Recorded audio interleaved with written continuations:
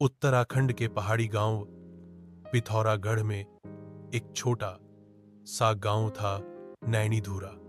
यहाँ की आबादी ज्यादा नहीं थी, पर लोग एक दूसरे से बहुत जुड़े हुए थे।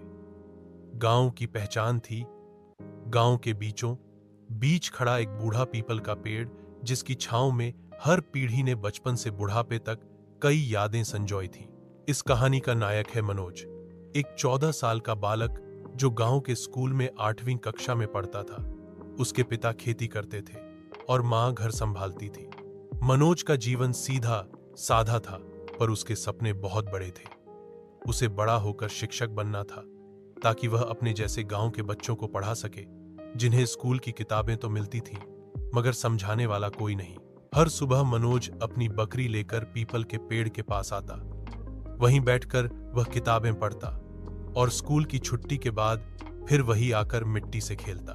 गांव के बूढ़े बाबा हरिराम चाचा अक्सर पीपल की जड़ों के पास बैठकर जीवन की बातें सुनाते थे। उन्होंने ही मनोज को सिखाया था कि सपने सिर्फ शहर के बच्चों के लिए नहीं होते। एक दिन गांव में बड़ी हलचल मची। सरकार ने गांव में एक पक्का स्कूल बनाने की योजना पास की थी, पर अफसोस, स्कूल की जमीन वही थी जहां पीपल का पेड़ खड़ा था। सरकारी इंजीनियर ने कहा, इस पेड़ को हटाना पड़ेगा, तभी बिल्डिंग बन पाएगी। गांव 2 भागों में बंट गया। कुछ लोग विकास के लिए पेड़ काटने को तैयार थे, तो कुछ खासकर बूढ़े कह रहे थे कि यह पेड़ गांव की आत्मा है। मनोज बहुत परेशान हुआ।